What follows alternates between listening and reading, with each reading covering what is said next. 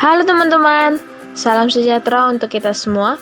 Di sini kami dari kelompok 4 akan membawakan materi tentang Basidiomycota. Baiklah, sebelumnya kami akan memperkenalkan diri kami. Saya Mas Nanda Beban sebagai moderator dan penyaji, Anastasia Panggabean sebagai penyaji, Muhammad Farhan sebagai penyaji dan editor, Gusti Ayo sebagai penyaji, dan Devi Nurhalida sebagai penyaji. Divisio dari filum Basidiomycota, yang pertama itu Homobasidiomycetes. Yang kedua ada Homobasidiomycete yaitu Gasteromycetes. Yang ketiga itu Heterobasidiomycetes. Yang keempat Uridiniomycetes.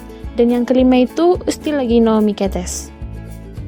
Nah, sekarang kita masuk ke ciri dari filum Basidiomycota, di mana ciri umumnya itu dinding selnya tersusun atas zat kitin, multiselular atau sel banyak, hipanya bersekat. Dibedakan lagi nih menjadi hipa primer atau berinti 1 dan sekunder atau berinti 2. Mengandung inti haploid dengan sambungan apit atau clamp connection. Memiliki keturunan diploid lebih singkat, membentuk badan buah yang disebut basidiokarp, di mana basidiokarp ini terdiri dari jalinan hipa yang bersekat dan dikaryotik atau setiap intinya berpasangan. Dan untuk reproduksi dari Basidiomycota ialah secara vegetatif dengan membentukkan conidiospora dan secara generatif menghasilkan basidiospora. Baiklah, saya Muhammad Farhan Pulungan akan membahas struktur dari Basidiomycota. Terlihat di slide itu ada gambar dari struktur Basidiomycota. Yang pertama ada pilus atau tudung jamur atau kepala jamur. Lalu ada gil atau lamela, yang di dalam lamela itu terdapat spora. Lalu ada anulus. Fungsi anulus itu sebagai menyebarkan spora. Lalu itu ada stipe itu badan dari jamur. Lalu ada volva, lalu ada hifa, lalu ada miselium. Miselium itu adalah kumpulan-kumpulan dari banyaknya hifa. Nah, telah kita ketahui bahwa di dalam lamela terdapat spora. Pada gambar 1 itu adalah gambar dari lamela. Nah, pada gambar 2 itu adalah basidium. Basidium adalah tempat pembuatan spora pada jamur Basidiomycota. Contoh jamur Basidiomycota. Yang pertama ada Amanita muscaria, ini adalah contoh jamur yang beracun. Lalu ada Lentinula edodes atau jamur shiitake. Lalu ada jamur Ganoderma atau jamur kayu. Lalu ada Volvariella volvacea atau jamur merang. Yang terakhir ada Auricularia polytricia atau jamur kuping. Baiklah, di sini saya akan menjelaskan tentang daur hidup dari Basidiomycota. Kita harus mengetahui bahwa ada dua konsep hidup atau reproduksi Basidiomycota, yaitu dengan reproduksi secara seksual dan reproduksi secara aseksual. Nah, kita akan mempelajari yang pertama itu reproduksi secara aseksual. Reproduksi secara aseksual itu terjadi bila kondisi dari lingkungan sekitar Basidiomycota itu stabil. Cara dari reproduksi aseksual yang dilakukan oleh jamur Basidiomycota adalah dengan pembentukan spora vegetatif atau pembentukan conidia. Adapun reproduksi aseksual dengan membentuk basidiospora, dan basidiospora itu terbentuk di luar basidium. Seluruh basidiospora akan berkumpul membentuk basidiokarp atau tubuh buah. Nah, sebelum kita mempelajari reproduksi secara seksual, ada beberapa istilah yang digunakan, yaitu hifa positif dan hifa negatif. Hifa positif dan hifa negatif ini yang memberi materi genetik kepada keturunannya. Yang kedua itu haploid. Haploid itu adalah kromosom setengah dari induknya, yang kita lambangkan dengan N. Yang ketiga, diploid. Diploid itu kromosomnya sepasang dan kita simbolkan dengan 2N. Yang keempat, dikaryotik. Dikaryotik itu adalah dalam satu sel mempunyai 2 nukleus. Yang kelima itu ada plasmogami atau penyatuan plasma. Yang keenam itu karyogami, yaitu tentang penyatuan inti sel atau nukleus. Kita akan masuk ke dalam reproduksi seksualnya itu. Yang pertama itu terjadinya mating hifa. Mating hifa ini adalah penyatuan dari HIPA positif dan HIPA negatif. HIPA ini akan berpasangan, seperti yang kita lihat pada gambar, HIPA-nya itu saling melekat. Pada HIPA-HIPA-nya itu terdapat seperti sekat-sekat. Sekat-sekatnya itu berbeda sel. Lalu, setelah mating HIPA, terjadilah plasmogami. Seperti yang saya jelaskan tadi, yaitu plasmogami itu adalah penyatuan plasma. HIPA pada proses plasmogami, HIPA-nya itu berinti dua, tetapi ada sekat pada HIPA-HIPA tersebut. HIPA-nya itu disebut dikariotik, karena jelas nih, dalam satu sel itu ada dua inti. HIPA kariotik itu akan membentuk tubuh buah. Biasanya, HIPA dikariotik itu akan membentuk tubuh buah yang namanya basidiokarp. Setelah berplasmogami, terjadilah kariogami. Seperti yang saya jelaskan tadi juga, kariogami itu adalah penyatuan inti sel. Nukleusnya akan menjadi diploid atau 2N. Setelah proses dari kariogami, akan masuk ke dalam proses meiosis. Dari 2 induk akan menjadi 4 anakan. Itulah yang langsung akan membentuk basidiospora. Itulah hasil dari meiosis, basidiospora. Dan ini tangkainya, pada tangkainya itu kita sebut sebagai basidium. Setelah selesai meiosis, barulah dia akan dispersal atau memencar. Dan terjadilah geriminasi atau berkecambah menjadi HIPA-HIPA yang baru. Nah, setelah kita mempelajari tentang daur hidup dari Basidiomycota, kita akan mempelajari tentang bagaimana sih hidup dari jamur Basidiomycota itu. Jadi, jamur Basidiomycota itu umumnya hidup sebagai saprofit pada sisa-sisa makhluk hidup.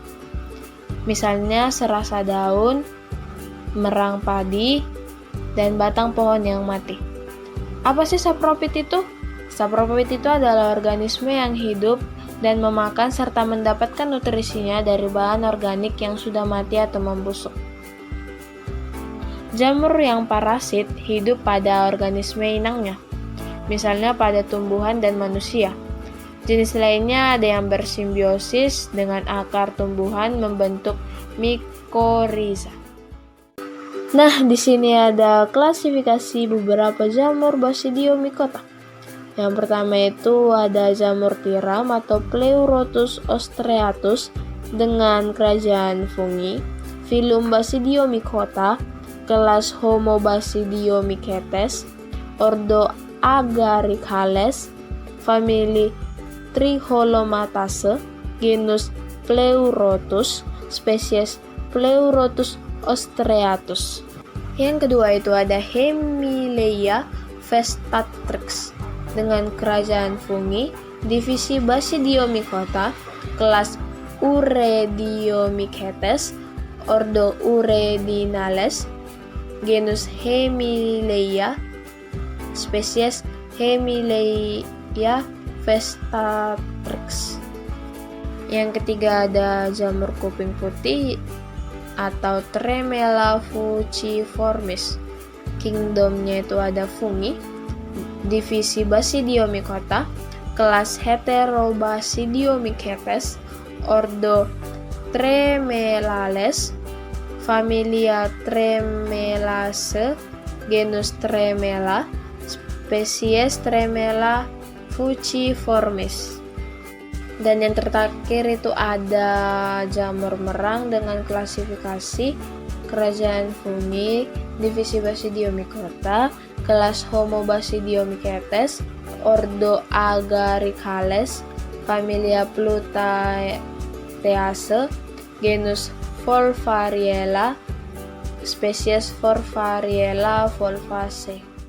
Pada kesempatan kali ini, saya Gusti Ayu Lestari akan membahas mengenai perbedaan dari setiap klasifikasi pada Basidiomycota yang meliputi Homo Basidiomycetes, Heterobasidiomycetes, Ustilagomycetes, dan Uredinomycetes. Perbedaan yang pertama yaitu pada ukuran. ukuran dari setiap klasifikasi pada Basidiomycota, yaitu pada Homobasidiomycetes, Heterobasidiomycetes, Ustilagomycetes, dan Urediniomycetes memiliki ukuran yang sama, yaitu berukuran makroskopis. Selanjutnya, ada perbedaan pada sporanya.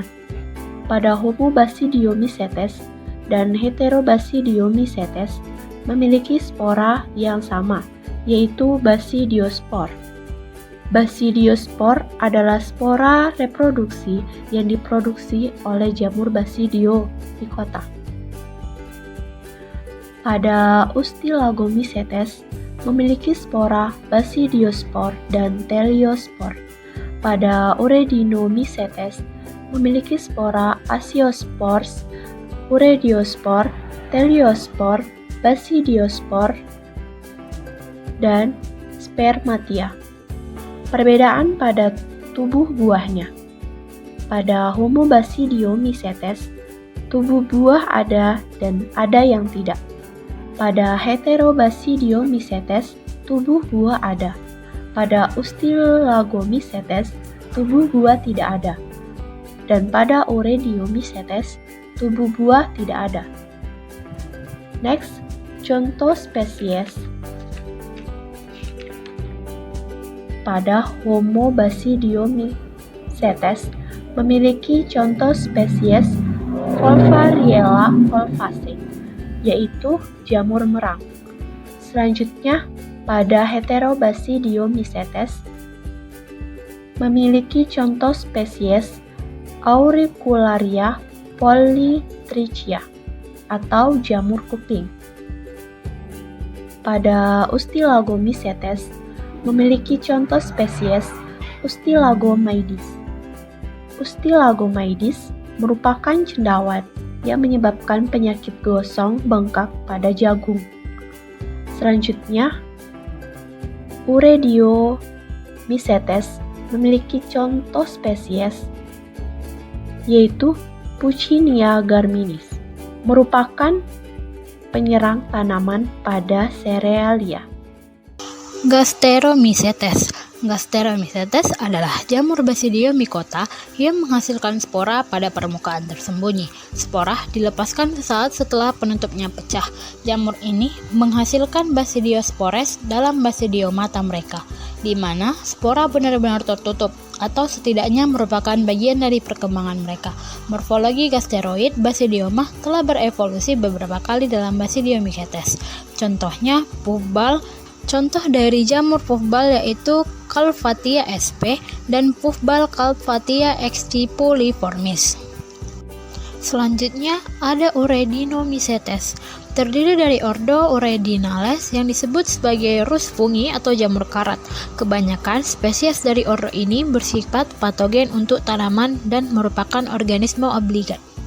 Contohnya seperti pada kacang tanah karatnya yaitu Puccinia aracidis, pada tebu atau Puccinia melanocephala, dan pada gandum Puccinia styriformis.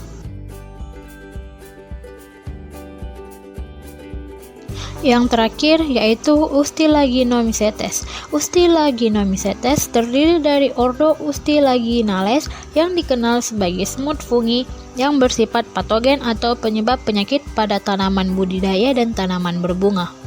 Contoh dari Ustilaginomycetes yaitu Ustilagomydis pada penyakit jagung dan Ustilaginoidea virens atau penyakit pada.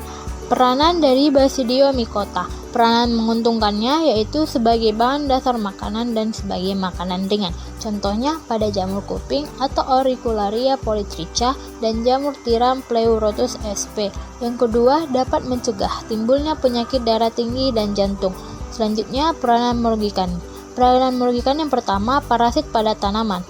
Contohnya seperti jamur karat atau Puccinia graminis merupakan parasit pada daun tanaman pertanian, yaitu dapat menyebabkan halusinasi jika dimakan, seperti jamur Amanita muscaria. Baiklah, sekian video pembelajaran dari kelompok 4. Terima kasih kami ucapkan kepada teman-teman yang telah mendengarkan penjelasan dari kami dengan materi Basidiomycota. Kami juga mengucapkan terima kasih kepada dosen kami, yaitu Ibu Cici Suryan, dan asisten dosen kami, yaitu Bang Alfredo Pandiangan dan Kak Ade Savitri. Terima kasih dan salam sejahtera.